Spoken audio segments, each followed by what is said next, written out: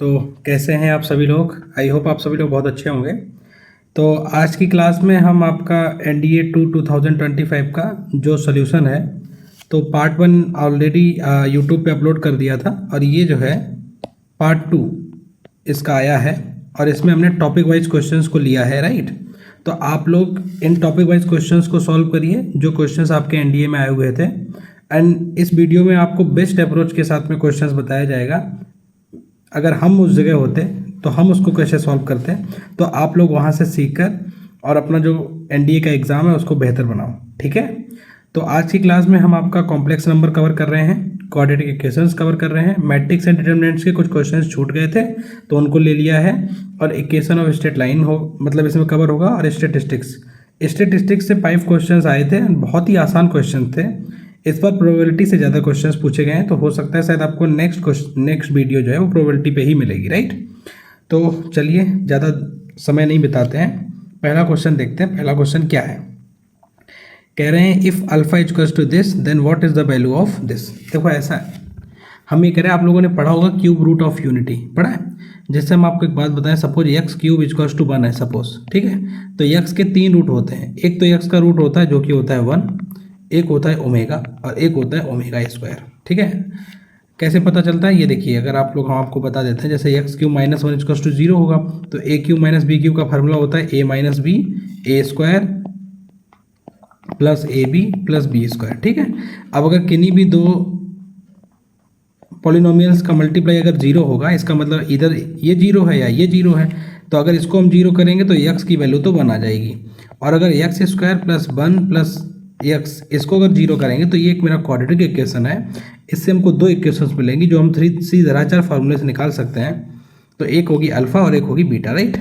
तो अल्फ़ा जो होगी वो क्या होगी, माइनस का 1 plus under root B square means 1 minus का 4 ए और सी। इसका फॉर्मेट ये होता है A X square plus B X plus C equals to 0। तो उसमें धराचार फार्मूला वो क्या कहता है, वो कहता है माइनस का B plus under root B square minus का 4AC अपॉन में 2A, ये होता है अल्फ़ा, ठीक है।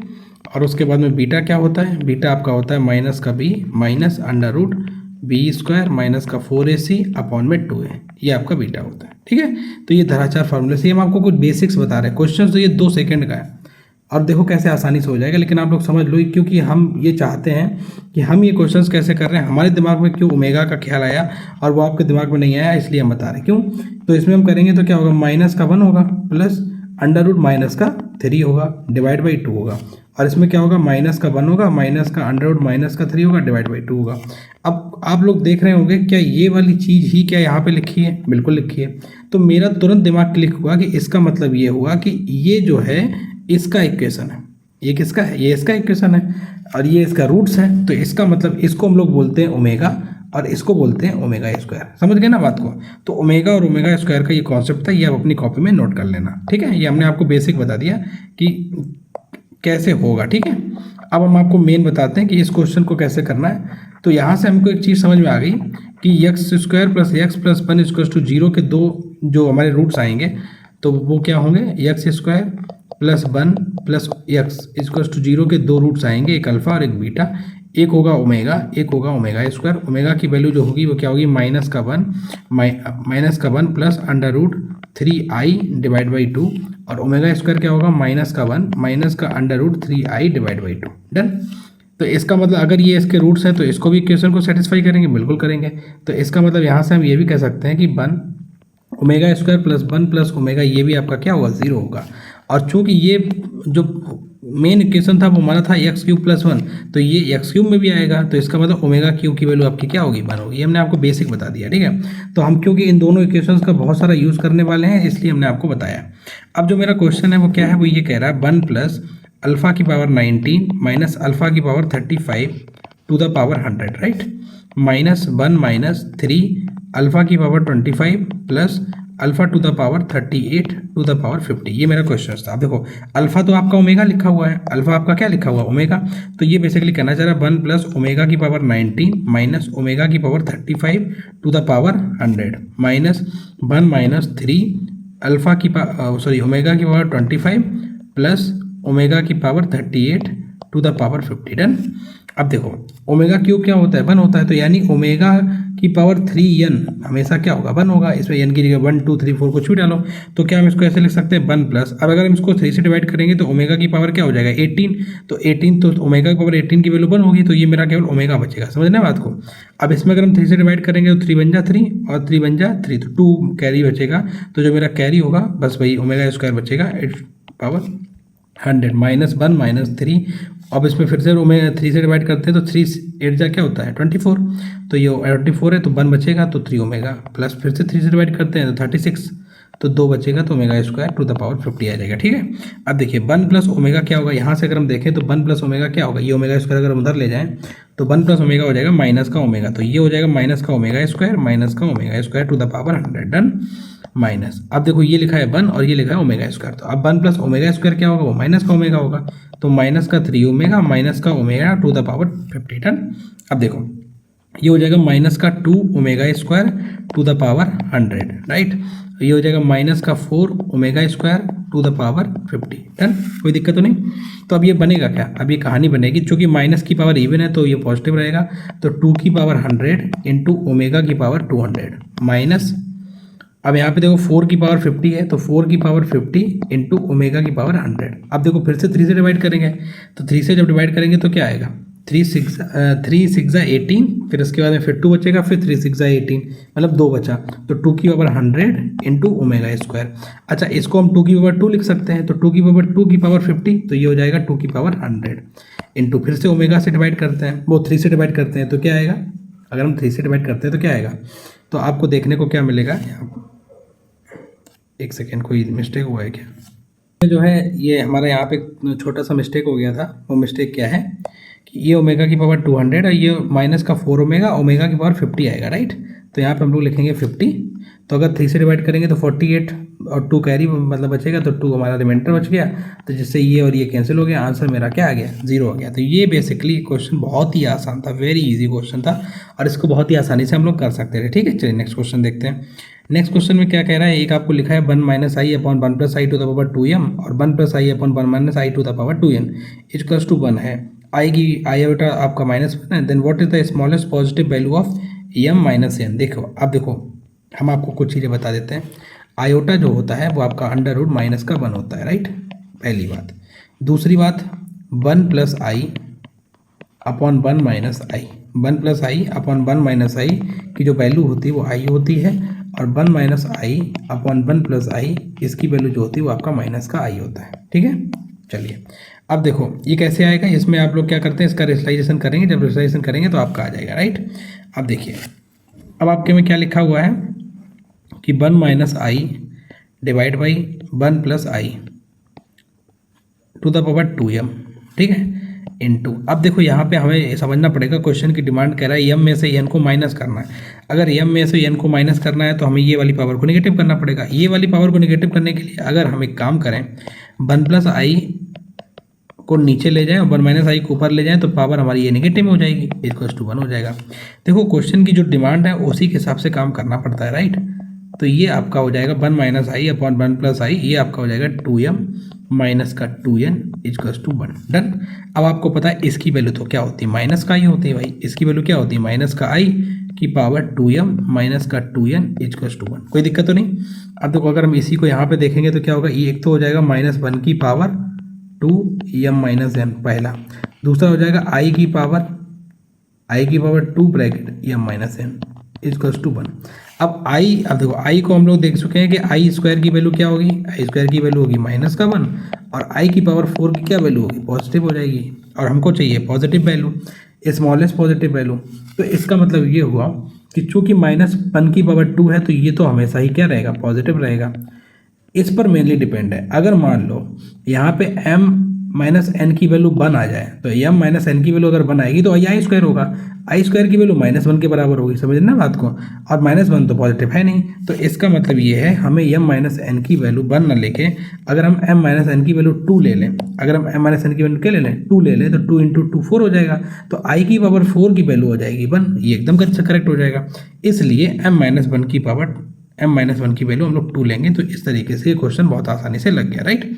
ये हमने आपको बता दिया, ये आप लोग खुद से भी कर सकते हैं। इसका अगर रेशनलाइजेशन करेंगे, मैं यहाँ पे आपको साइड में करके दिखा दे रहे हैं, 1 + i / 1 - i। तो अगर आप 1 + i का ऊपर नीचे मल्टीप्लाई करेंगे ना, तो आपको आ जाएगा ये समझ में, ठीक है। तो ये 1 + i का होल स्क्वायर हो जाएगा, जो कि हो जाएगा 1a² + b² + 2ab, और ये हो जाएगा 1 - का i²। अच्छा, ये तो कट जाएगा, 1 + i² 0 होता है, क्योंकि i² की वैल्यू -1 होगी, 1 में से 1 जाएगा तो 0 बचेगा ना।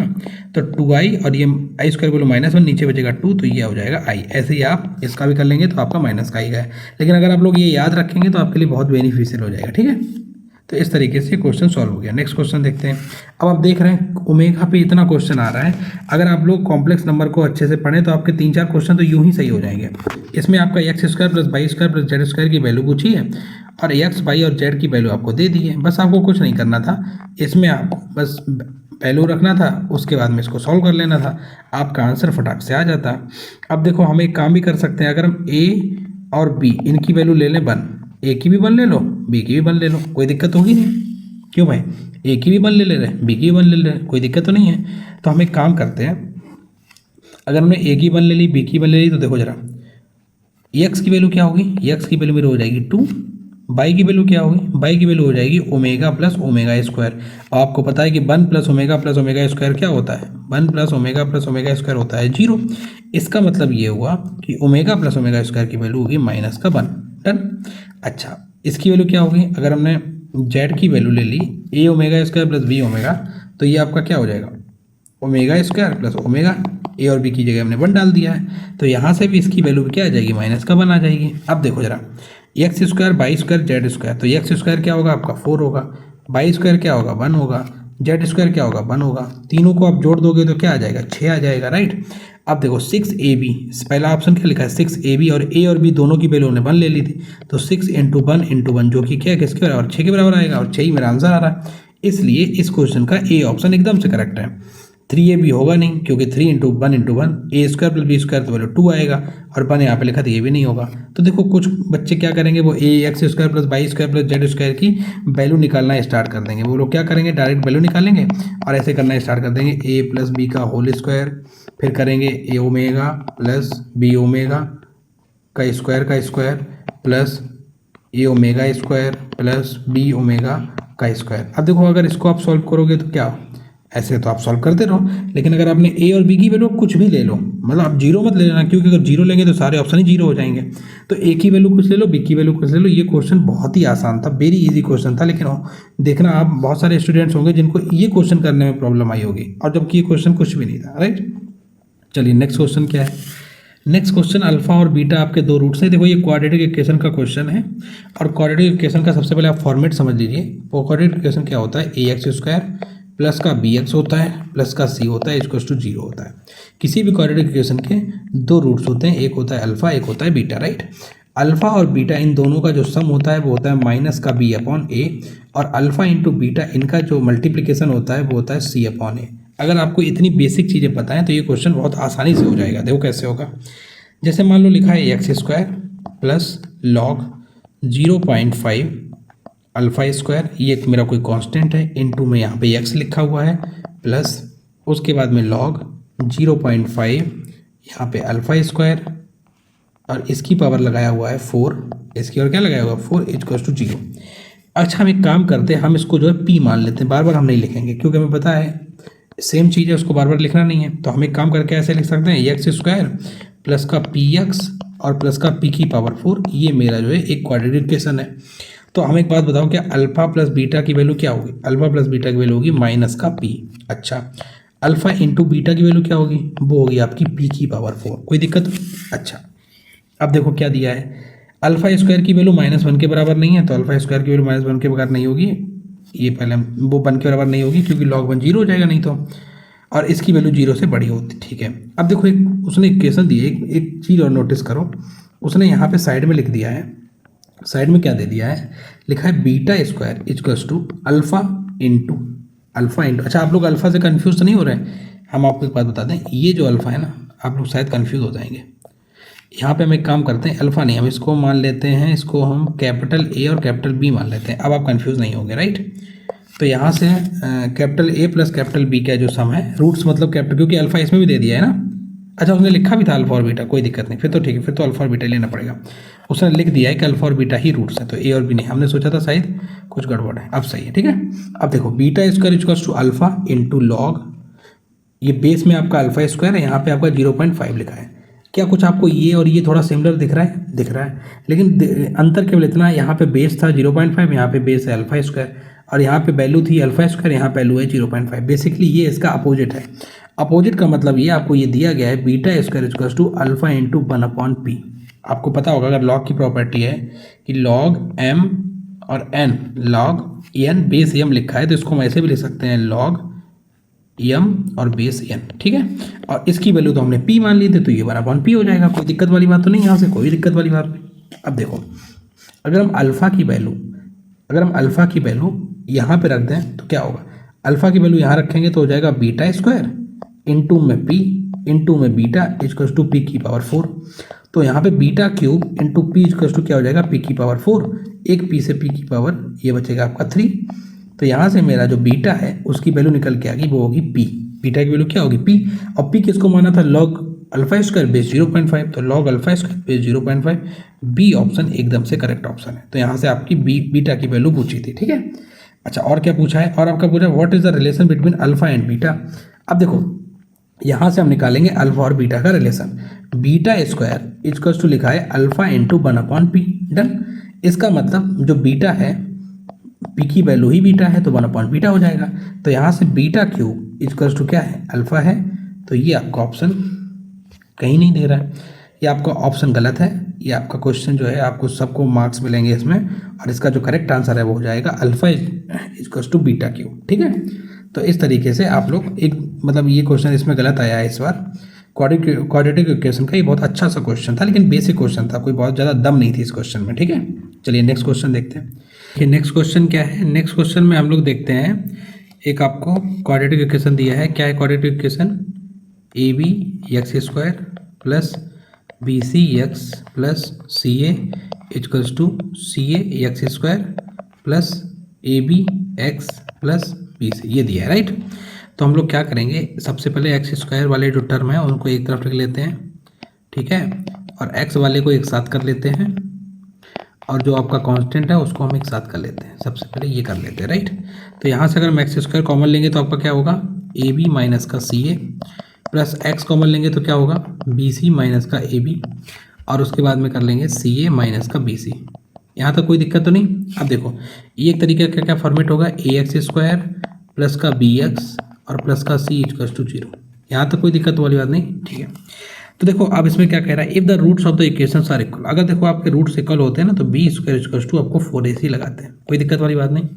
लेकिन आप बहुत सारे बच्चे होंगे जो इस क्वेश्चन इस मेथड से जाएंगे, जो कि बहुत ही लेंदी होगा, राइट। हम आपको बहुत आसान बताते हैं। क्या हम एक काम कर रहे हैं, जैसे हम ये कह रहे हैं, हम आपको एक बताना चाहते हैं ट्रिक, कि जैसे अगर मान लो किसी का रूट मतलब अगर किसी का कोई एक रूट एक है, अगर किसी का कोई एक रूट क्या है, एक है, अगर किसी का कोई एक रूट एक है ना, तो आप अगर हम इसमें एक डालेंगे तो a प्लस बी प्लस सी की वैल्यू 0 हो जाती है।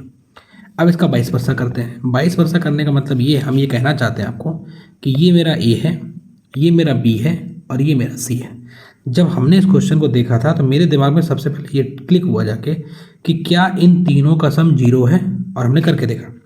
हमने क्या करके देखा, क्या इन तीनों का सम 0 है, क्या इन तीनों का सम 0 है, और हमको नतीजा क्या मिला, ए बी से ए बी कैंसिल हो गया, ए सी से ए सी कैंसिल हो गया, और बी सी से बी सी कैंसिल हो गया। इसका मतलब ये हुआ कि अगर इन तीनों का सम 0 है, अगर इन तीनों का सम 0 है, सॉरी, अगर इन तीनों का सम 0 है तो इसका मतलब ये हुआ इसका एक रूट तो 1 है।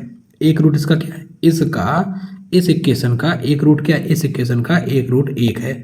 और अगर एक रूट 1 है और वो कह रहा है कि दोनों रूट इक्वल है, इसका मतलब दूसरा रूट भी 1 होगा। और अगर दोनों रूट एक ही 1 होंगे तो हम कह सकते हैं, अगर हम काम करें अल्फा इंटू बीटा निकालें तो अल्फा इंटू बीटा क्या होता है, सी अपॉन बी। इसका मतलब सी ए माइनस का बी सी अपॉन में ए बी माइनस का सी ए, डन। अब देखो अल्फा इंटू बीटा, अल्फा भी 1 है, बीटा भी 1 है, डन। तो ये क्या हो जाएगा, ऊपर से सी कॉमन ले लेंगे तो बचेगा ए माइनस का बी, नीचे से a कॉमन लेंगे तो बचेगा b माइनस का c। अच्छा, इधर इसका इधर मल्टीप्लाई करते हैं तो ab माइनस का ac equals to ac minus का bc। डन। तो ये क्या हो जाएगा, ab प्लस का bc equals to 2ac। Done.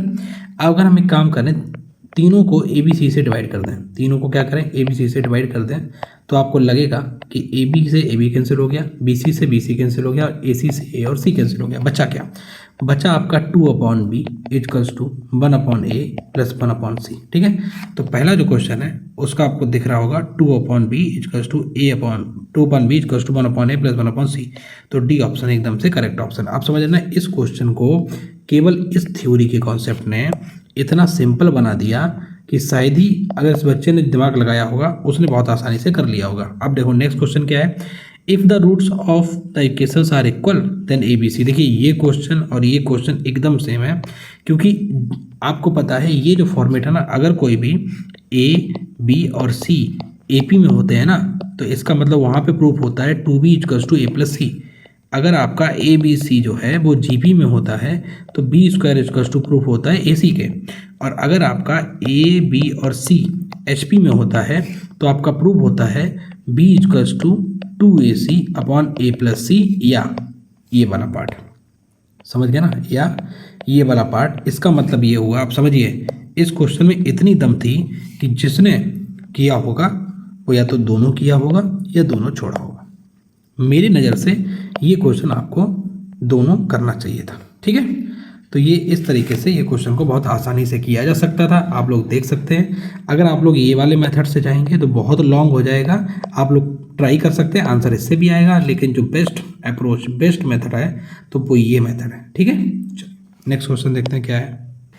ये एक आपका फिर से क्वाड्रेटिक पॉलिनोमियल्स है और ये आपको क्या दिया है, fx equals to ax square plus का bx प्लस का c, और क्या दिया है f1 की वैल्यू बराबर है f4 के और जो कि बराबर है 2 के। तो सबसे पहले हम एक काम करते हैं, x की जगह पे 1 रख देते हैं, तो a plus b plus c की वैल्यू तो भाई 2 के बराबर है। ठीक है, और 16 4 और रख देते हैं, तो 4 स्क्वायर 16 है प्लस का 4b प्लस का c, ये भी मेरी किसके बराबर है, 2 के बराबर। ठीक है, और क्या दिया गया फर्दर 2 एक आपका रूट दिया है, 2 एक क्या है, रूट है। अगर 2 आपका रूट है तो 2 इस इक्वेशन को फॉलो करेगा।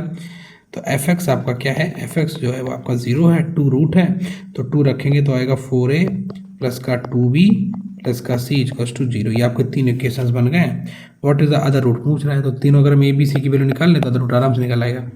तो सबसे पहले एक काम करते हैं, देखो अगर हम इसमें से इसको माइनस करते हैं तो आराम, ये देखो कैसे होगा, यहाँ 16 a में से a माइनस करेंगे तो क्या बचेगा, 15 बचेगा, प्लस 4b में से एक b जाएगा तो क्या बचेगा, 3b बचेगा, c में से c जाएगा तो 0 बचेगा, और 2 में से 2 जाएगा 0 बचेगा। इसका मतलब ये हुआ जो 15a है इसकी वैल्यू माइनस की 3b की बराबर है, तो 3 से 5 बार चला जाएगा, तो ये हो जाएगा 5a इक्वल्स टू माइनस का b। एक तो हमारा इक्वेशन ये बन गया है। कोई दिक्कत वाली बात तो नहीं ना, कोई दिक्कत वाली बात नहीं। हालांकि अगर हम लोग बताओ तो आसानी से क्वेश्चन एक काम कर सकते हैं, देखो कैसे हो जाएगा, इसी से हो जाएगा, वैसे पूरा सॉल्व करने की जरूरत नहीं है। हमको एक बात बताओ, अगर किसी भी इक्वेशन के अल्फा और बीटा 2 रूट्स हैं, डन, तो उनका सम क्या होता है, तो उनका सम होता है माइनस का b अपॉन a होता है। उनका सम क्या होता है, माइनस का b अपॉन a होता है। अगर हम इस इक्वेशन को देखें तो क्या ये कह सकते हैं 5 इक्वल्स टू माइनस का b अपॉन a, डन।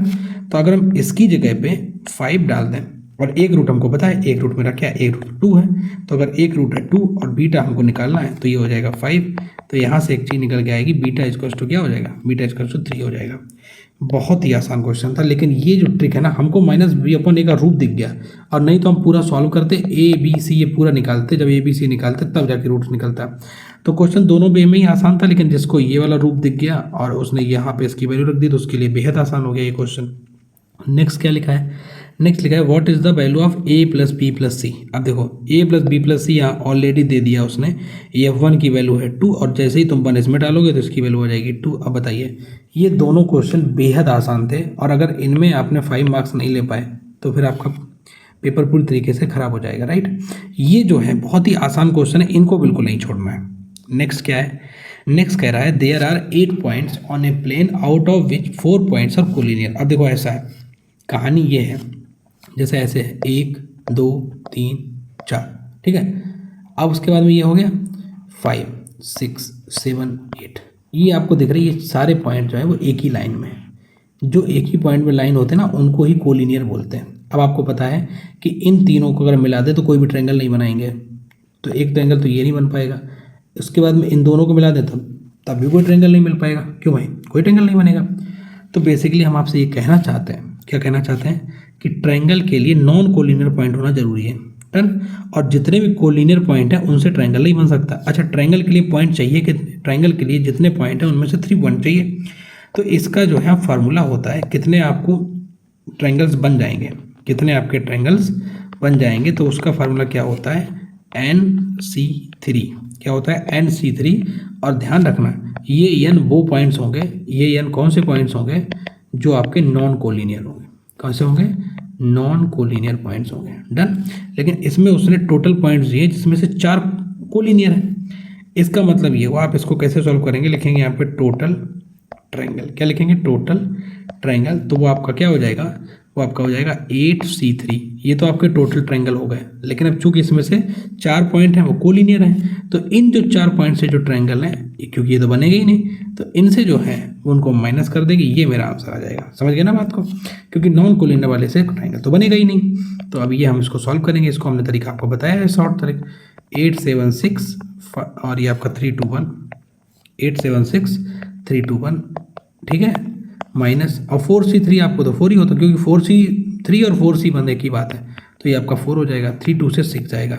अच्छा, 8 7 जा क्या होगा, 8 7 जा आपका 56 होगा, माइनस का 4 होगा, आंसर आपका 52 आ जाएगा। डन, 52। अब बताओ ये क्वेश्चन कितना आसान है। बस ये फार्मूला बताना था कि जो ट्रायंगल है ये n है आपका नॉन कोलिनियर।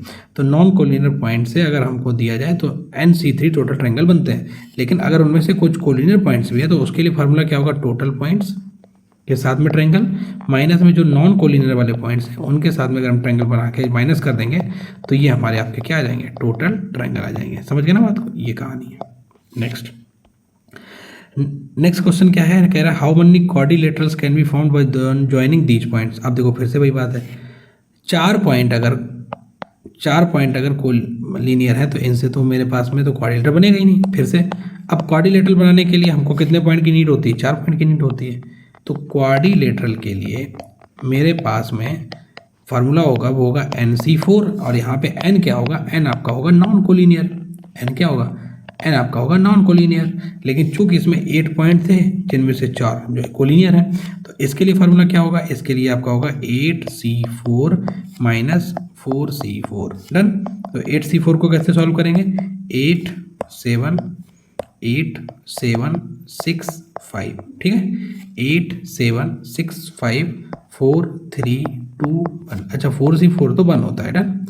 अब देखो एक अगर 3 2 से आपका 6 चला जाएगा और 4 2 जा आपका 8 हो जाएगा, तो 7 5 जा 35, 2 जा 70, तो 70 में से अगर बन जाएगा तो आपका 61 बचेगा, 9 और 69 आपका ऑप्शन है, बिल्कुल ऑप्शन है बी ऑप्शन। अब बताओ ये क्वेश्चन था, ये आपके 2 क्वेश्चन आए थे, एक ये आया था और एक ये आया था। अब अगर इन दोनों क्वेश्चन को आपने सॉल्व किया होता तो आपको 5 मार्क्स पूरे मिलते, और इन क्वेश्चंस में कुछ नहीं था, बस आपको ये फार्मूला पता होना चाहिए कि कितने पॉइंट से हम लोग ट्रायंगल बना सकते हैं। ठीक है, तो आप लोग ये प्लीज़ अपनी कॉपी में नोट कर लीजिए। इन फ्यूचर अगर इससे पेंटागन निकालने को आता है तो आप लोगों को इतना ही करना है, NC5 कर देना है, और जो मतलब कोलिनियर वाले हैं उनको वहाँ से आपको माइनस कर देना है। समझ गए ना बात को, तो ये आप अपनी कॉपी में नोट कर लीजिए, आगे भी ऐसे क्वेश्चंस आने के चांसेस हैं। ठीक है, अब देखो ये क्वेश्चंस क्या कह रहा है, ये क्वेश्चंस कह रहा है आपका जो ए है, ए आपका दिया गया है, ए इक्वल्स टू क्या दिया गया है, वो आपका दिया है कॉस थीटा साइन थीटा, और उसके बाद में माइनस का साइन थीटा और कॉस थीटा। ये आपका एक मैट्रिक्स दिया है और कह रहा है कि इस मैट्रिक्स के डिटरमिनेंट बताओ। अगर सबसे पहले तो a की पावर 4 निकालो और उसके बाद में फिर क्या निकालो, डिटरमिनेंट निकालो। तो बेसिकली ये क्या कहना चाह रहा है, ये कहना चाह रहा है इसकी वैल्यू निकालें। लेकिन हमें ये पता है कि अगर कहीं a की पावर n की हमको डिटरमिनेंट निकालनी है तो उसको हम ऐसे भी सॉल्व कर सकते हैं, डिटरमिनेंट ऑफ a की पावर n, ये फार्मूला होता है। तो हम क्या करेंगे, डिटरमिनेंट ऑफ a निकालेंगे। तो डिटरमिनेंट ऑफ a निकालने के लिए क्या होगा, कॉस स्क्वायर थीटा, कॉस का कॉस में करेंगे कॉस स्क्वायर थीटा, माइनस का उसके बाद में साइन का माइनस साइन में करेंगे तो माइनस का साइन स्क्वायर थीटा। डन। तो ये हो जाएगा mod A equals to means determinant of A equals to cos square theta plus का साइन स्क्वायर थीटा। अब ये आपका मॉड ए इक्वल्स टू क्या आ जाएगा, ये आपका 1 आ जाएगा, राइट। तो यहाँ से अगर हम देखें तो a की पावर 4 का क्या होगा, मॉड a की पावर, मॉड का मतलब डिटरमिनेंट, तो इसका मतलब 1 की पावर 4। अब बताइए इससे भी क्या आसान क्वेश्चन आपको चाहिए क्या एनडीए के एग्जाम में जो यूपीएससी करवा रही है, इससे आसान तो वो भी नहीं देंगे, राइट। अब चलिए नेक्स्ट क्वेश्चन क्या है। नेक्स्ट क्वेश्चन आपका कह रहा है कि आपको एडजॉइंट ऑफ ए का इन्वर्स निकालना है। एडजॉइंट ऑफ ए का इन्वर्स का मतलब क्या होता है, एडजॉइंट ऑफ ए का इन्वर्स का मतलब होता है 1 upon adjoint of A. Adjoint of A के इन्वर्स का मतलब क्या होता है, 1 अपॉन एडजॉइंट ऑफ ए। अब हमको एक बात बताओ, क्या आपको ये फार्मूला पता है क्या, adjoint of A into adjoint of A into capital A equals to determinant of A into identity matrix, यही तो होता है। अब यहाँ से एक काम करें कि इसको ले जाएं उधर और इसको ले आएं इधर, तो क्या होगा, तो ये होगा A upon determinant of A into I equals to 1 upon adjoint of A. Done, 1 upon adjoint of A, ठीक है। तो 1 अपॉन एडजॉइंट ऑफ ए को ही हम लोग बोलेंगे एडजॉइंट ऑफ ए का इन्वर्स। डन। अच्छा, अब हमको तो आइडेंटिटी मैट्रिक्स है इसका डिटरमिनेंट, तो इसका तो 1 हो जाएगा भाई, ठीक है। अच्छा, जो हमारा मॉड है, मॉड ए की वैल्यू पहले ऊपर निकाल चुके, वो भी 1 आया है, तो इसका मतलब ये भी 1 हो जाएगा। डन। अब अगर ये भी 1 हो जाएगा, ये भी 1 हो जाएगा, डन, तो केवल क्या बचेगा, ए बचेगा। इसका मतलब जो 1 अपॉन एडजॉइंट ऑफ ए की वैल्यू है वो कैपिटल ए के बराबर है, राइट। तो इसलिए इस क्वेश्चन का जो एकदम से करेक्ट आंसर है वो सी आंसर है। अब बताइए ये 2 क्वेश्चन, अभी तक हमने जो लास्ट के 6 क्वेश्चंस कराए हैं वो इतने आसान थे, बेहद आसान थे, समझ गए ना बात को। तो ऐसे करके क्वेश्चंस जो है एनडीए में सॉल्व करते हैं और उनको जो नंबर्स होते हैं उनको ग्रैब करते हैं, राइट। अब देखिए ये आपने एक प्रॉपर्टी पढ़ी होगी, if X is N N into N matrix तो डिटर्मिनेंट ऑफ एम एक्स एकदम से करेक्ट है। ये फार्मूला भी होता है कि अगर आपको कोई भी मैट्रिक्स है, डिटर्मिनेंट ऑफ कोई भी मैट्रिक्स है, सपोज ए है, और उस मैट्रिक्स में आपने एन का मल्टीप्लाई कर दिया है, तो जब इसका आप डिटर्मिनेंट निकालेंगे तो वो एन की पावर एन इंटू मॉड ए, एन की पावर एन इंटू मॉड ए, ऐसा होता है, ठीक है। तो इसी तरीके से ये आपका क्वेश्चन दिया गया है। तो क्वेश्चन में क्या कह रहा है, मैट्रिक्स जो है वो आपकी एन इस टू एन की है, तो आपकी जो पावर होती है वो मैट्रिक्स की पावर होती है, समझ गए ना। ये जो पावर है ना, पावर में एन आएगा, क्यों आएगा, क्योंकि जितने की मैट्रिक्स होती है ना उतना वही पावर में आता है, कांस्टेंट का पावर। तो कांस्टेंट मल्टीप्लाई हमने किया यम से, तो यम की पावर, अब पावर क्या आएगी, पावर आपकी स्क्वायर मैट्रिक्स की रो या कॉलम का नंबर आएगा इनटू में डिटरमिनेंट ऑफ एक्स। एकदम से करेक्ट है, एकदम से करेक्ट है, ठीक है। ये आपके एनडीए में क्वेश्चन हर साल पूछा जाता है, तो इसको आप वेरी वेरी इंपॉर्टेंट डाल के रखिए, ठीक है ना। नेक्स्ट एनडीए में भी ये क्वेश्चन आएगा ही आएगा। फिर क्या लिखा है, फिर लिखा है y is a matrix obtained from x by multiplying any row और column by a scalar m, then determinant of y is, ये बिल्कुल सही है। देखो डिटर्मिनेंट ऑफ जो y निकलेगा, जैसे मान लो सपोज हम आपको एक एग्जांपल देते हैं, एग्जांपल मेरा ये है, देखो मेरी बात सुनो। एग्जांपल ये, जैसे मेरे पास में a है, b है, c है और d है। अब इसका हमें एक बात बताओ, इसका डिटर्मिनेंट क्या आएगा, इसका डिटर्मिनेंट आएगा ad माइनस का bc। डन, तो ये इसका हो गया मॉड ए का। डन। अब देखो इसमें हम एक काम कर रहे हैं, इसमें हमने एम इंटू ए कर दिया है। अब जब एम इंटू ए करेंगे तो हम एक काम करेंगे, A M, B M, C M और डी एम। आपको पता होगा जब मैट्रिक्स में हम किसी भी मल्टीप्लाई करते हैं कांस्टेंट का, तो चारों में मल्टीप्लाई होता है। तो ये हो जाएगा A D M square minus B C M square, तो एम स्क्वायर कॉमन ले लेंगे और इंटू में आएगा मॉड ए। अब आपको समझ लेना बात को, मल्टीप्लाई एम का किया, लेकिन डिटर्मिनेंट में एम स्क्वायर का मल्टीप्लाई होगा, और स्क्वायर में क्यों आया, क्योंकि ये 2:2 का डिटर्मिनेंट था। तो ये हो गया पहले वाले का प्रूफ। डन। दूसरे वाले का प्रूफ क्या है, वो ये कह रहा है कि कोई भी डिटर्मिनेंट, कोई भी मतलब मैट्रिक्स है ए बी सी डी, ठीक है, वो तब बनी है बाई, ये बाई बन गई है, कब बाई बन गई, जब इसमें हमने ए एम किसी एक या रो या कॉलम में, या तो रो में या कॉलम में हमने एम का मल्टीप्लाई कर दिया है। तो अब इसका डिटर्मिनेंट क्या होगा, अब इसका डिटर्मिनेंट होगा A M D minus B C, तो एम कॉमन ले लेंगे तो हो जाएगा ए डी माइनस का बी सी। अब देखो इसने एक या रो या कॉलम में एम का मल्टीप्लाई किया, तो मेरा जो डिटर्मिनेंट है उसमें भी एम का मल्टीप्लाई हुआ। तो यही बात लिखी थी, determinant of Y equals to M into determinant of X, ये दोनों ही सही है। लेकिन क्या कह रहा है, पहला बोथ स्टेटमेंट 1 और 2 ये सही है, but and statement 2 correct explanation नहीं है, ये गलत है, ये इसका करेक्ट एक्सप्लेनेशन नहीं है, ठीक है ना। तो ऑप्शन नंबर बी एकदम से करेक्ट ऑप्शन आपका हो जाएगा, ठीक है। ये आपका क्वेश्चन आया था, बहुत आसान क्वेश्चन था, बेसिक प्रॉपर्टी से क्वेश्चन आया था, ठीक है। नेक्स्ट क्वेश्चन क्या है, consider the following statement about the matrix. तो आपको एक मैट्रिक्स दे रखी है, एम इक्वल्स टू 71, 71, 57, 65, 23, 28, 17, 48, 29 और आपका 48, ये ठीक है। अब क्या स्टेटमेंट 1 क्या लिखा है, the inverse of M does not exist. अब देखो इनवर्स निकालने के लिए तो हमको मॉड एम निकालना पड़ेगा। अब अगर हम इसका मॉड एम निकालेंगे तो बहुत ही लॉन्ग हो जाएगा, बहुत ही क्या हो जाएगा, लॉन्ग हो जाएगा। तो हम इसका मॉड एम इस तरीके से तो नहीं निकालेंगे। किस तरीके से निकालेंगे, कुछ चीज़ें हमको नोटिस करनी पड़ेंगी। जैसे हम आपको एक चीज़ नोटिस कराते हैं कि अगर हमने 71 में से 23 माइनस कर दिया तो 48 आ रहा है। 57 में से 28 माइनस कर देंगे तो 29 आ जाएगा। और 65 में से 17 माइनस कर देंगे तो 48 आ जाएगा। इसका मतलब ये हुआ, ये मेरा है कॉलम, ये मेरा क्या होता है कॉलम। तो अगर हम C1 को चेंज कर दें C1 माइनस C2 से, तो देखो क्या हो जाएगा।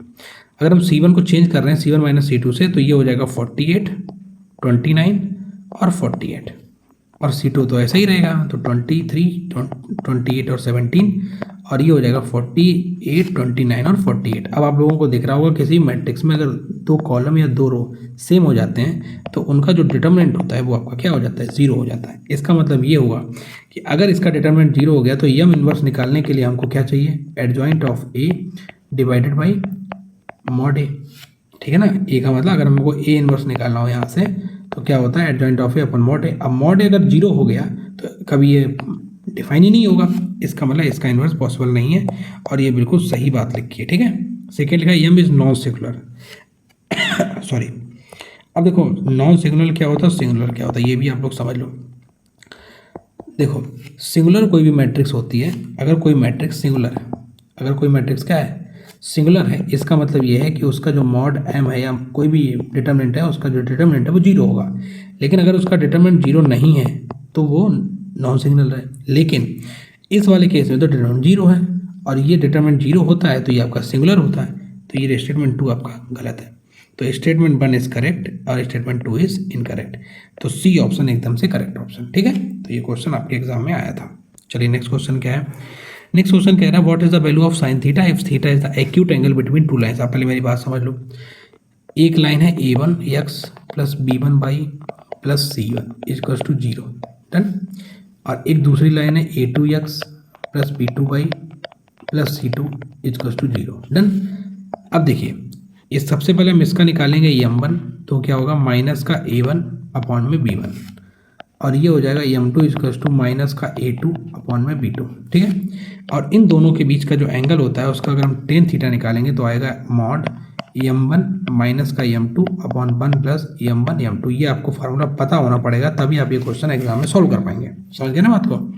अब देखिए पहली इक्वेशन जो थी वो क्या थी, px plus Q by minus p plus Q equals to 0। इसका मतलब है कि इसका जो m1 होगा माइनस का p अपॉन क्यू, डन। दूसरी इक्वेशन क्या है, दूसरी इक्वेशन आपका लिखा है p, अच्छा हम मल्टीप्लाई कर रहे हैं तो px माइनस का py प्लस का qx प्लस का qy इक्वल्स माइनस का 2q माइनस का 2q इक्वल्स टू 0, डन। तो हम एक काम करेंगे, नहीं इसको पास लिख के यहाँ से x कॉमन लेंगे तो आएगा p प्लस q। अच्छा उसके बाद में प्लस का y कॉमन लेंगे तो आएगा q माइनस p माइनस का 2q इक्वल्स टू 0, डन। तो m2 की वैल्यू आएगी, m2 की वैल्यू क्या आ जाएगी, माइनस का p plus q divide by q minus p। कोई दिक्कत तो नहीं। अच्छा हम इसको ऊपर कर लेते हैं, m1 ये देखो ऊपर मेरा पेज खाली हुआ है। तो यहाँ से हम निकालेंगे tan theta equals to bracket मतलब मॉड वाला m1 की जगह लिखेंगे माइनस का p अपॉन q माइनस, और m2 की जगह लिखेंगे माइनस का p upon q, p plus q upon q minus p। तो माइनस माइनस हो जाएगा प्लस, तो ये हो जाएगा p plus q upon q minus का p divided by 1 plus minus का p upon q into minus का p plus q divided by q minus का p। ये आ गया मेरा, ठीक है। अब हमको बेसिकली इसको ही सॉल्व करना है और फिर उसके बाद में उसका साइन थीटा निकालना है, राइट। तो टेन थीटा इक्वल्स टू क्या हो जाएगा, सॉरी, तो अगर हम इसका एलसीएम लेंगे, तो अगर इसका जब एलसीएम लेंगे तो क्या आएगा, q ब्रैकेट q माइनस का p, डन। तो ये देखो माइनस का पी क्यू प्लस का पी स्क्वायर, उसके बाद में प्लस, अब जब हम इससे डिवाइड करेंगे तो q बचेगा प्लस का पी क्यू प्लस का क्यू स्क्वायर। अब नीचे सॉल्व करो, नीचे एलसीएम लेंगे तो आएगा q माइनस का p, और ये मल्टीप्लाई हो जाएगा क्यू स्क्वायर माइनस का पी क्यू, और ये देखो माइनस माइनस हो जाएगा प्लस, ठीक है, तो इन दोनों प्लस हो जाएगा, और ये हो जाएगा प्लस का पी स्क्वायर प्लस का पी क्यू। डन। अब देखिए इससे ये कैंसिल, माइनस पी क्यू से minus P Q cancel, minus P Q से minus P Q cancel. Done. तो यहाँ से मेरा जो टेन थीटा आया वो क्या आया, वो आपका आया पी स्क्वायर प्लस का Q square divide by P square plus का क्यू स्क्वायर। डन। इससे ये जाएगा कितने बार, एक बार। इसका मतलब टेन थीटा की वैल्यू क्या आती है, टेन थीटा की वैल्यू 1 कब होती है, टेन थीटा की वैल्यू 1 तब होती है जब थीटा की वैल्यू 45 होती है, राइट। तो इसका मतलब ये हुआ अगर हमको साइन 45 की वैल्यू निकालनी पड़ेगी तो होती है 1/√2, राइट। तो यहाँ से ऑप्शन नंबर डी इसका एकदम से करेक्ट ऑप्शन है, ठीक है। चलिए नेक्स्ट क्वेश्चन देखते हैं। नेक्स्ट क्वेश्चन में देखो, अब बहुत से लोग परेशान हो जाएंगे, ये क्वेश्चन कैसा आया है। देखो ये क्वेश्चन बहुत सारे लोगों ने गलत किया होगा, I can give you in written, ये क्वेश्चन बहुत सारे लोगों ने गलत किया होगा। कैसे गलत किया होगा समझाते हैं। क्वेश्चन में क्या था कि दो प्रकार के क्वेश्चन में आपको समझाते हैं। सबसे पहले मान लो कोई भी एक स्ट्रेट लाइन है ए एक्स प्लस का बी वाई प्लस का सी इक्वल्स टू 0। डन। तो हम इसको दो तरीके से लिख सकते हैं, मतलब तरीके तो और सारे बहुत तरीके से लिख सकते हैं, लेकिन हम बताते हैं क्वेश्चन कैसे। एक पहला क्वेश्चन ये है कि ये एक स्ट्रेट लाइन है, ये कैसी लाइन है, ये एक स्ट्रेट लाइन है, ठीक है। अगर ये एक स्ट्रेट लाइन है तो इसकी जो परपेंडिकुलर लाइन होगी, परपेंडिकुलर जो लाइन होगी उसका इक्वेशन पूछ लेगी, उसका क्या पूछेंगे, इक्वेशन पूछ लेंगे। तो उस केस में क्या होता है, हमको ये लिखना पड़ता है, जैसे मान लो अगर इसका यम निकालेंगे तो क्या आएगा, माइनस का ए डिवाइड बाई बी। लेकिन जो परपेंडिकुलर वाली लाइन है तो वो उसका फार्मूला होता है, अगर जैसे हम इसको m1 मान लें और परपेंडिकुलर का जो लाइन है उसका जो स्लोप है वो m2 है, तो इन दोनों का मल्टीप्लाई -1 के बराबर होता है। तो m2 की वैल्यू हो जाएगी माइनस का 1 अपॉन m1, राइट। तो ये हो जाएगा माइनस का 1 अपॉन m1 की वैल्यू हो जाएगी माइनस का a अपॉन b, b ऊपर चला जाएगा, तो बेसिकली ये हो जाएगा b अपॉन a। डन। तो उस केस में जब हम इक्वेशन इसका निकालते हैं तो ये इक्वेशन जब आपका आएगा तो आएगा बी एक्स माइनस का ए वाई प्लस का लैम्डा इक्वल्स टू 0, ठीक है। बहुत सारे बच्चों ने क्या समझा है कि इसकी परपेंडिकुलर लाइन निकाल ली और उन्होंने निकाल के आगे बढ़ गए होंगे, लेकिन क्वेश्चन में परपेंडिकुलर लाइन नहीं पूछा, परपेंडिकुलर फॉर्म पूछा। समझ गए ना बात को। तो अब आप समझो परपेंडिकुलर फॉर्म क्या होता है। परपेंडिकुलर फॉर्म क्या होता है, परपेंडिकुलर फॉर्म होता है इस बेस में X cos alpha plus by sine alpha equals to P होता है। डन। अब आपको दिख रहा होगा मेरा जो परपेंडिकुलर फॉर्म है वो आपका लिखा है रूट, मतलब जो मेरा नॉर्मल फॉर्म है वो लिखा है √3 x प्लस का 2y प्लस का इक्वल्स टू 7। तो इसमें हम लोग क्या करते हैं, इसमें हम लोग इस क्वेश्चन को सॉल्व करने में हम लोग क्या करेंगे, डिवाइड करते हैं। किसका, कॉस अल्फा का, साइन अल्फा का। अब वो कैसे होगा ये हम बताते हैं आपको। ये जो आपको p दिख रहा है ना, p, ये जो इसकी हम वैल्यू हम निकालते हैं। देखो p की वैल्यू निकालने के लिए हम लोग को क्या करना पड़ेगा, ये परपेंडिकुलर फॉर्म अगर हमको निकालना है तो हम लोग √a² प्लस b² से डिवाइड करना पड़ता है। क्या करना पड़ता है, परपेंडिकुलर फॉर्म निकालने के लिए √a² प्लस b² से डिवाइड करना पड़ता है, ठीक है। तो देखो √a की वैल्यू तो √3 है, तो √3 का स्क्वायर क्या होगा 3, और b की वैल्यू है 2, 2 का स्क्वायर क्या होगा 4, यानी कि हमको √7 से क्या करना पड़ेगा, डिवाइड करना पड़ेगा। तो अगर हम इसको √7 से डिवाइड करेंगे तो क्या आएगा, √3 अपॉन √7, ठीक है, प्लस का 2 upon √7 by equals to 7 upon √7। तो ये आपका आ जाएगा √7। तो ये आपका सी ऑप्शन एकदम से करेक्ट ऑप्शन हो जाएगा। तो परपेंडिकुलर फॉर्म और परपेंडिकुलर लाइन इन दोनों में ज़मीन आसमान का अंतर है। समझ गए ना बात को। तो प्लीज़ ये क्वेश्चन जो था वो एक अलग क्वेश्चन है, ठीक है, और ये क्वेश्चन जो था वो एक अलग क्वेश्चन है। ये दो प्रकार के क्वेश्चन, ठीक है। तो यहाँ पे हम लोग लिख देंगे डिवाइड करना पड़ेगा, सॉरी यहाँ पे हम लोग क्या लिखेंगे कि डिवाइड करना पड़ेगा आपको √a² प्लस b² से, तब आपको यहाँ से इसका आंसर मिलेगा, ठीक है। तो ऐसे करके आप लोग एग्जाम में क्वेश्चन को सॉल्व करेंगे। Next, what is the sum of intercept of the line. अब देखो एक लाइन का टाइप होता है x upon a plus y upon b equals to 1। ये इसके इंटरसेप्ट होते हैं, ये x का इंटरसेप्ट होता है, ये y का इंटरसेप्ट होता है। लेकिन जो ये वाली जो लाइन लिखी है वो x upon a² plus y upon b² equals to 2 upon a² plus b² के फॉर्म में लिखी है। हमें यहाँ पे 1 बनाना होगा। यहाँ पे 1 बनाने के लिए हमको इसको इधर लाना पड़ेगा, इसको इधर लाने के लिए हम लोग को क्या करना पड़ेगा, X upon A square into 2 upon A square plus B square plus Y upon B square into 2 upon A square plus B square. अब ये यहाँ पे वन बन जाएगा, राइट। अब वो कह रहा है कि हमको सम बताना है इंटरसेप्ट का, इंटरसेप्ट तो मेरा यही है, तो इसका सम निकालने के लिए क्या करना पड़ेगा, 2a square upon A square plus B square plus 2b square upon A square plus B square. तो A square plus B square अगर हम एलसीएम लेंगे तो ऊपर बचेगा 2 ब्रैकेट में ए स्क्वायर प्लस बी स्क्वायर, इससे ये कैंसिल हो जाएगा, ये 2 मार्क 2 आ जाएगा, राइट। अब बताइए ये क्वेश्चन कितना टफ क्वेश्चन था, कुछ नहीं था इसमें, लेकिन अगर आप लोग देखेंगे तो इसको बहुत आसानी सॉल्व किया जा सकता था। चलिए नेक्स्ट क्वेश्चन देखते हैं। The equation of the locus, अब देखो लोकस निकालना है of A point equi distance. Equi distance का मतलब समझते हैं ना, इक्वी डिस्टेंस का मतलब ये होता है कि ऐसे पॉइंट का लोकस निकालो जो हम आपको बताते हैं। जैसे एक आपका दोस्त ए है, एक आपका दोस्त बी है और आप खुद सी है। अब आपके घर का लोकस निकालना है, आपके घर का क्या निकालना है, लोकस निकालना है। तो आपका घर कहाँ है, इन दोनों लोगों के घर के बीच में आपका घर है। इसका मतलब क्या हुआ कि जो सी होगा, सी इज़ द मिडिल पॉइंट। सी क्या होगा, सी इज़ द मिडिल पॉइंट होगा किसका, ए एंड बी का। बस यही इस क्वेश्चन का मेन फोकस था। क्या था कि आपको 2 पॉइंट दिए हैं, एक पॉइंट है ए और बी और दूसरा पॉइंट है सी और डी, ठीक है। इसके बीच में एक ऐसा पॉइंट है जिसका आपको लोकस निकालना है, डन। और उस लोकस की जो इक्वेशन है वो आपको दे दी है कि ये उस लोकस की इक्वेशन है।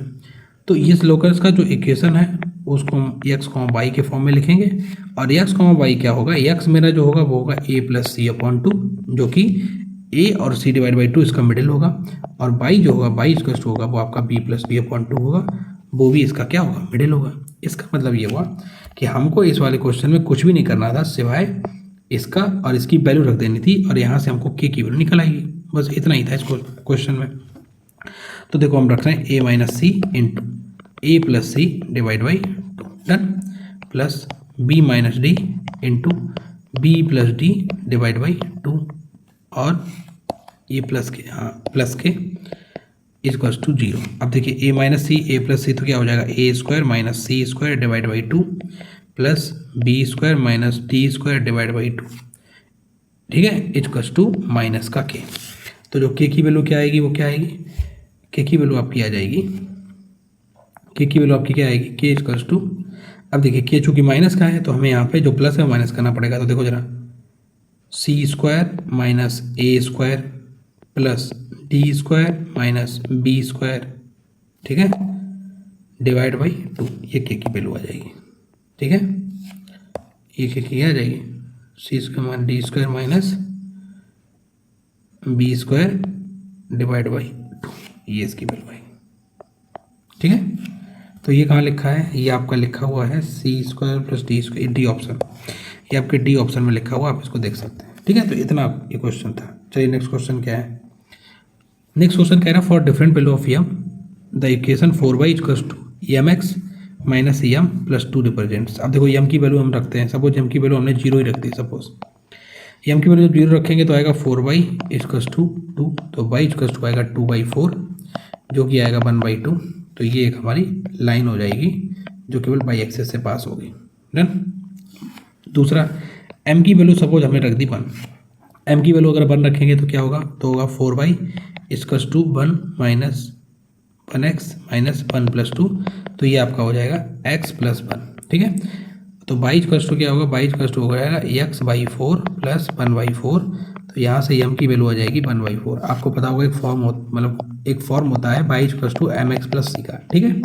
तो यहाँ पे जो m है ना, वो m हो जाएगा आपका 1/4। m की वैल्यू अगर हम 2 रख रहे हैं तो 2 रखने से 4y इक्वल्स टू ये आ जाएगा 2x माइनस का 2 प्लस का 2, ये कैंसिल हो जाएगा।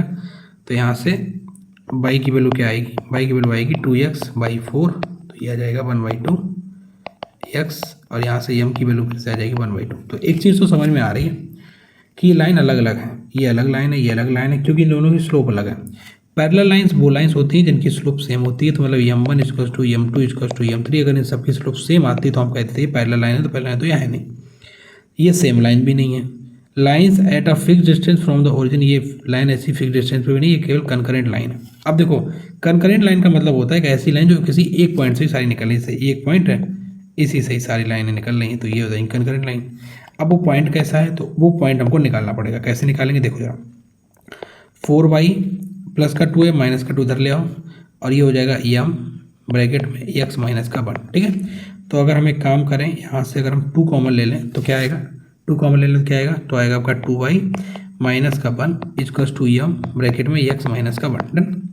अब देखो अगर हम एक काम करें, m की हम कोई भी वैल्यू ले लें, लेकिन ये जो है इन दोनों पॉइंट पे कट करेगा, तो x इक्वल्स टू 1 पे कट करेगा और y इक्वल्स टू 1/2 पे हमेशा ये कट करेगा। समझ गए ना बात को। तो इस हिसाब से ये कंकरेंट लाइन होगी और इनके पॉइंट होंगे 1,1/2, ठीक है। चलिए नेक्स्ट क्वेश्चन देखते हैं।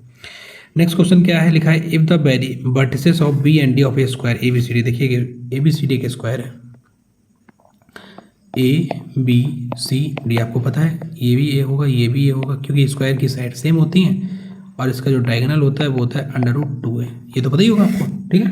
चलिए अब क्या कह रहे हैं, एक इसका जो बी पॉइंट है वो है 2,3 और डी पॉइंट है वो 4,1 है, तो क्या हम बी डी की लेंथ निकाल सकते हैं, बिल्कुल निकाल सकते हैं। बी डी इक्वल्स टू होगा √x1 माइनस x2 का whole square plus y1 minus y2 का होल स्क्वायर, डन।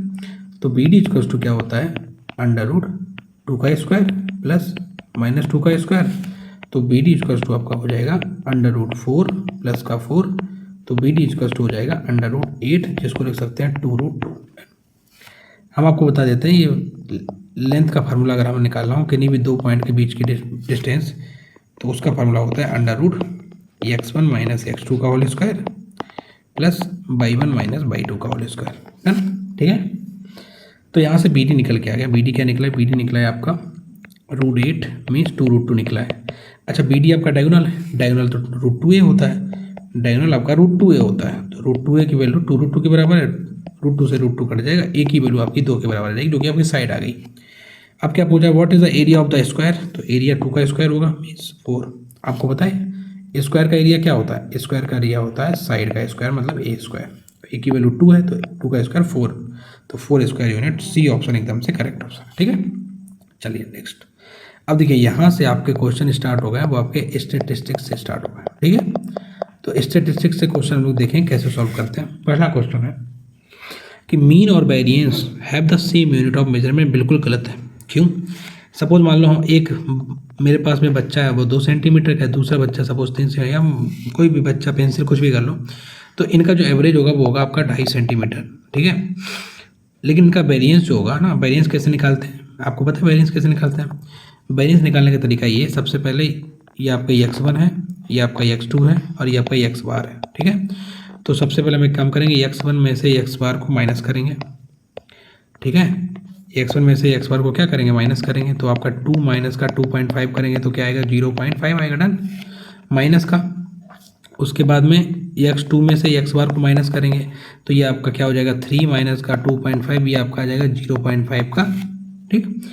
अब क्या करते हैं, उसके बाद में वेरिएंस निकालने के लिए, वेरिएंस निकालने का फार्मूला क्या होता है, वेरिएंस निकालने के लिए होता है formula sigma of mod X I minus X bar का whole square I equals to 1 से लेकर n तक डिवाइड बाई m। यानी इसका मतलब ये हुआ कि अगर हम इसको वेरिएंस निकालना है तो हमें इसका स्क्वायर करना पड़ेगा, जो कि होगा 0.25 सेंटीमीटर स्क्वायर, ठीक है, और ये भी होगा 0.25 सेंटीमीटर स्क्वायर, और हम इन दोनों को जोड़ेंगे तो आएगा 0.50 सेंटीमीटर स्क्वायर, और डिवाइड बाई करना पड़ेगा 2, तो जो आंसर आएगा वो आएगा 0.25 सेंटीमीटर स्क्वायर। तो वेरिएंस मेरा आ गया 0.25 सेंटीमीटर स्क्वायर, और जबकि मीन मेरा सेंटीमीटर में, वेरिएंस सेंटीमीटर स्क्वायर में, समझ गए ना बात को। तो मीन और वेरिएंस की यूनिट कभी भी सेम नहीं होती, ये गलत स्टेटमेंट है। दूसरा स्टेटमेंट लिखा है कि जो मीन डेविएशन है और स्टैंडर्ड डेविएशन है उन दोनों की यूनिट सेम होती है, बिल्कुल सही है। मीन डेविएशन क्या होता है, जैसे अगर हम इसको ऐड करें और 2 का डिवाइड कर दें तो इसको ऐड करेंगे, 2 का डिवाइड करेंगे तो 0, 0 में 2 का डिवाइड करेंगे तो 0, तो 0 सेंटीमीटर आएगा, ये मीन डेविएशन है। लेकिन स्टैंडर्ड डेविएशन क्या होता है, स्टैंडर्ड डेविएशन जो होता है वो आपका अंडर रूट वेरिएंस होता है, अंडर रूट वेरिएंस होता है। तो वेरिएंस की यूनिट सेंटीमीटर स्क्वायर में, तो सेंटीमीटर स्क्वायर का अंडर रूट निकालेंगे सेंटीमीटर में आएगा, तो इसलिए केवल और केवल बी ऑप्शन करेक्ट है आपका। समझ गए ना बात को। देखिए बेसिक क्वेश्चन आता है, बेसिक क्वेश्चन इससे सरल क्वेश्चन नहीं आ सकता। नेक्स्ट क्या है, नेक्स्ट आपका लिखा है the origin the standard deviation of 100 observation is 10 if 20 is red. हमने आपको पहले ही बता दिया है कि अगर आपका मीन, मॉड और मीडियन, इनमें चाहे कुछ भी आपका जोड़ा जाए, चाहे कुछ भी डिवाइड किया जाए, चाहे कुछ भी मल्टीप्लाई किया जाए, चाहे कुछ भी डिवाइड किया जाए, ये इन सबको फ़र्क पड़ता है।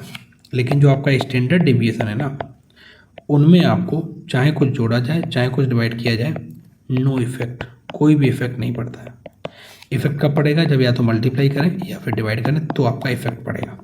समझ गए ना बात का। और इसमें क्या है, चारों में इफेक्ट पड़ेगा आपका। तो स्टैंडर्ड डेविएशन में आप कुछ भी घटाओ, कुछ भी जोड़ो, स्टैंडर्ड डेविएशन जो था वही रहेगा, आंसर विल बी 10। ठीक है। नेक्स्ट क्वेश्चन आपका क्या हुआ है, एक फ्रिक्वेंसी डिस्ट्रीब्यूशन है और इसमें आपका अर्थमेटिक मीन निकालना है। तो हम लोग क्या करेंगे, 5 से लेके 15 तक, 15 से लेके 25 तक, 25 से लेके 35 तक, उसके बाद में 35 से लेके 45 तक। अब हम क्या करते हैं, इनका मिडिल निकालते हैं। तो 15 में 5 जोड़ो 20 और 20 और 10 आएगा।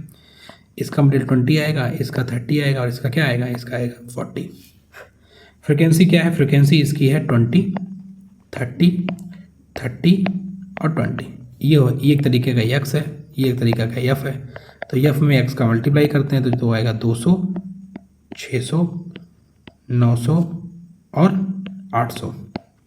तो जो फार्मूला होता है अर्थमेटिक मीन का, वो होता है sigma F x upon sigma F.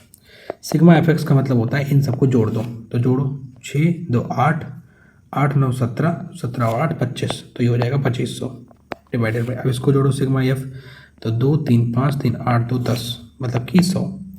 Double zero cancel, answer will be 25। अब बताइए इससे सिंपल क्वेश्चन कहाँ है एग्जाम में।